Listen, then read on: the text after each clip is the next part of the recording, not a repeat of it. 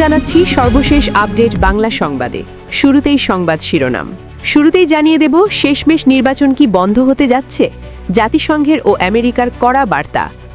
ইউনুসকে ভোট বয়কটে আওয়ামী লীগের সঙ্গে গোটা বিশ্ব। পরিস্থিতি ঘুরছে বাংলাদেশে। বিস্তারিত থাকছে প্রতিবেদনে। এদিকে নির্বাচন বাতিলের এবং ইউনুসের পদত্যাগের দাবিতে আওয়ামী লীগের বিক্ষোভ মিছিল, উত্তার রাজধানী। বিস্তারিত থাকছে প্রতিবেদনে। আরও জানিয়ে দেব পটুয়াখালী ৩, নূর ও মামুনের সমর্থকদের মধ্যে সংঘর্ষে আহত ১৫ জন। বিস্তারিত থাকছে প্রতিবেদনে। এদিকে আগামী সরকারের জন্য অর্থনীতিতে কঠিন সময় অপেক্ষা করছে আইএমএফের সতর্কবার্তা। বিস্তারিত থাকছে প্রতিবেদনে। আরও জানিয়ে দেব তেজগাঁও কলেজ শিক্ষার্থীর ঝুলন্ত মরদেহ উদ্ধার। বিস্তারিত থাকছে প্রতিবেদনে। এবং সর্বশেষ জানিয়ে দেব যশোরের একটি বাড়িতে মিলল গ্রেনেড সহ বিদেশি পিস্তল। বিস্তারিত থাকছে প্রতিবেদনে। এতক্ষণ শুনছিলেন সংবাদ শিরোনাম, এবারে বিস্তারিত। নির্বাচন থমকে গেল ডোনাল্ড ট্রাম্পের ফোনে ইনুস সরকারের ওপর চাপ, আওয়ামী লীগ ছাড়া ভোট মানবে না যুক্তরাষ্ট্র। 12 ফেব্রুয়ারি নির্বাচন থমকে গেল ডোনাল্ড ট্রাম্পের ফোনে ইনুস সরকারের উপর চরম চাপ, আওয়ামী লীগ ছাড়া ভোট মানবে না যুক্তরাষ্ট্র।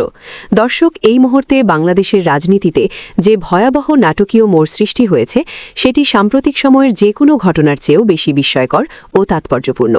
কারণ 12 ফেব্রুয়ারি জাতীয় সংসদ নির্বাচন ঘিরে যে প্রক্রিয়া চলছিল তা হঠাৎ করে স্থগিত হয়ে যাওয়ার আশঙ্কা নয়, বরং কার্যতা আন্তর্জাতিক শক্তির সরাসরি হস্তক্ষেপে নির্বাচন থামিয়ে দেওয়ার বাস্তবতায় রূপ নিতে শুরু করেছে। এবং এই পুরো ঘটনা প্রবাহের কেন্দ্রবিন্দুতে রয়েছেন যুক্তরাষ্ট্রের সাবেক প্রেসিডেন্ট ডোনাল্ড ট্রাম্প, যিনি ড. মোহাম্মদ ইউনুসকে সরাসরি ফোন করে এক প্রকার চূড়ান্ত ভাষায় জানিয়ে দিয়েছেন যে আওয়ামী লীগকে বাইরে রেখে বাংলাদেশে কোনো নির্বাচন যুক্তরাষ্ট্র গ্রহণ করবে না। এমনকি প্রয়োজনে পুরো নির্বাচনী প্রক্রিয়া বন্ধ করে দেওয়ার দিকেও তারা যেতে পারে, যা ড.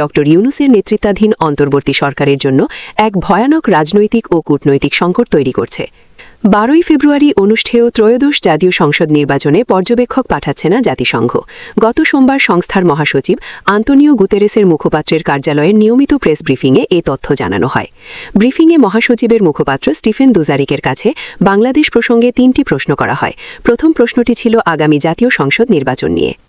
এই ইস্যুতে যুক্ত হয়েছেন এবং দিল্লি ও ওয়াশিংটনের মধ্যে সমন্বয়ের মাধ্যমে ইনুস সরকারের উপর চাপ বাড়ানো হচ্ছে, যাতে দ্রুত একটি অন্তর্ভুক্তমূলক নির্বাচন আয়োজন করে নির্বাচিত সরকারের হাতে ক্ষমতা হস্তান্তর করা হয় এবং সেই নির্বাচনে আওয়ামী লীগের অংশগ্রহণ নিশ্চিত করা হয়।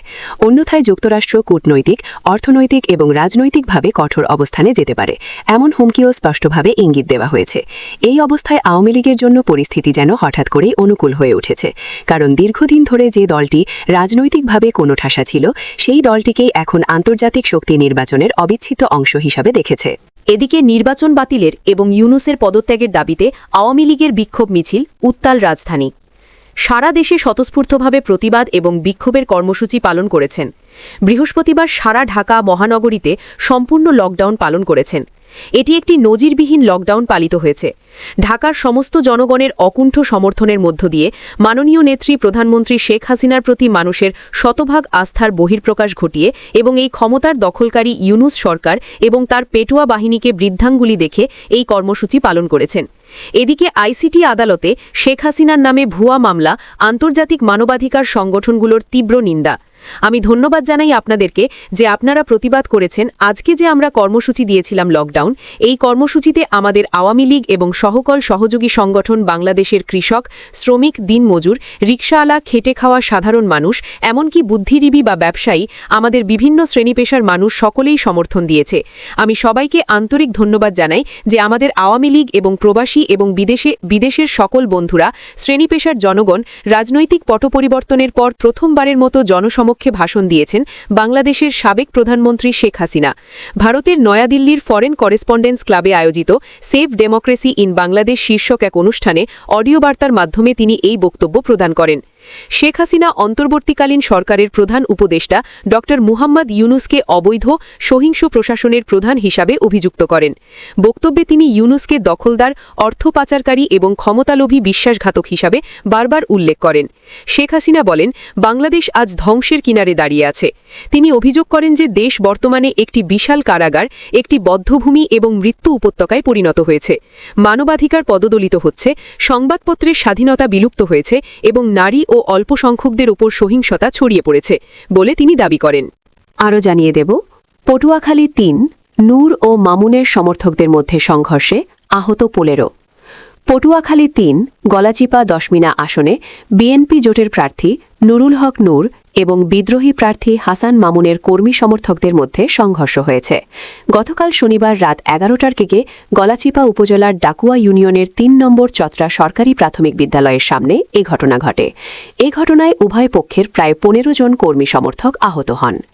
গণ অধিকার পরিষদের সভাপতি নুরুল হকের নির্বাচন পরিচালনা কমিটির সমন্বয়ক এবং ছাত্র অধিকারের কেন্দ্রীয় কমিটির সভাপতি মোহাম্মদ আবু নাইম বলেন, গতকাল রাতে ডাকুয়া এলাকায় হাসান মামুনের কর্মী সমর্থকেরা ঘোড়া প্রতীকের মিছিল নিয়ে যাচ্ছিলেন।